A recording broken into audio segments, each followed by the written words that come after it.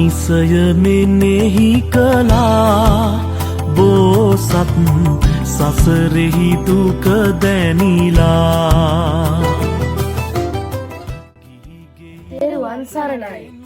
ප්‍රාණවත් සුලන් වැනිවලින්ද කෝකිල පූජනයෙන් මෙන්ම නවාර්ධ උදා වෙනුවෙන් සූදානම් වන කාල පරිච්ඡේදයක බුදුරජාණන් වහන්සේ විසින් දේශනා කළ මහා ධර්මස්කන්ධය මෙනෙහි කරමින් බක්මස උදාවත් සමගම බක්මවය යෙදී තිබෙනවා.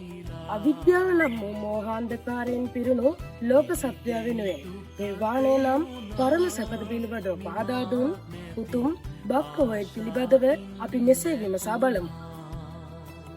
බුදුරජාණන් වහන්සේ දෙවන වරට ලක්දිවට වැඩම කිරීම.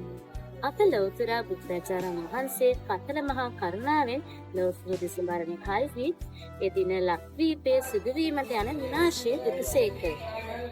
එනම් මැණික්කසුනක් වෙනුවෙන් ශුන්‍යෝදර සහ මහෝදර යන නාගවංශිකයන් අතර ගැටුමයි. මෙසේ ජීවිතහානි සිදුවීම යුතු නොවන බැවින් බුදුරජාණන් වහන්සේ මහා කරුණා සමාධියෙන් ලක්දිවට වැඩකොට විනාශය සංසිදු වූ අතර එය බුදුරජාණන් වහන්සේගේ දෙවන ලංකා ගමනයි. සිදුවත් කුමරු සතර පෙර නිමිති වලින් පළමු වන වූ මහල්ලෙකු දැකීම. ගිහිගේ හැර යන අප බෝසතාණන් වහන්සේ දුටු සතර පෙර නිමිති වූ මහල්ලෙක්, ලෙඩෙක්, මළමිනියක් හා පැවිදිරුවක් යන සතර අවස්ථා අතරින් මහල්ලෙකු දැකීම සිදු වූයේද බක් පොහොය දිනයකදීය.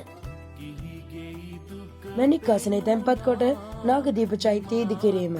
බෞද්ධ ඉතිහාසයේ සඳහන් වන පරිදි මැණික්කාසනය වෙනුවෙන් සිදුවීමට ගිය විනාශය නැවැත් වූ බුදුරජාණන් වහන්සේට එම මැණික්කාසනය පූජා කරන ලදී.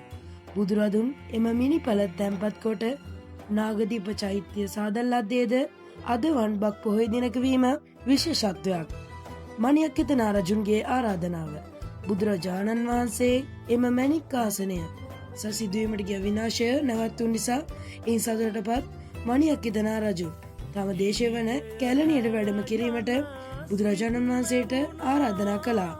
බුදුරජාණන් වහන්සේගේ දෙවන ලංකා ගමනේදී උන්වහන්සේ කැලණියට වැඩම කිරීම නිසා කැලණිය බෞද්ධයන් වන අප අතරද පූජනීය ස්ථානයක් බවට පත් වුණා. භාග්‍යවත් වූ බක්මස තුළ බුදුරදුන් ලොවට පහදා දුන් ආධ්‍යාත්මික සුවයත් සාමය නැමැති උදාරිතර පණිවිඩයක් දරා ගනිමින් උදාවන සිංහලයේ අලුත් අවුරුදුදා ලෝකයේ ඇති සියලු ගිනිදැල් නිවී ගොස් බුදුරදුන් එදා ලොවට ලබා දුන් පණිවිඩය නැවත ලොව ජනිත වේවා යන උදාරතර ප්‍රාර්ථනය සිත්හි දරා ගනිමින් අපි පන්සල් ගොස් තෙරුවන් නැමැද ආශිර්වාදය ලබා ගනිමු. උන් සඳ වෙතින් මිහිකන්ත සරසන කිරණ පින්බර පොහොයේ ගුණ ගැන සිහි කළ පොහොය කියනෙමු බක්පොහෝදාතින් බරවන්න සිරිමෙත් බෝධි පෝවරුණෙන් අපි මෙලෙස ඔබ සැමට වාග්යවත් වූ බක් පොහොය දිනයක් වේවා.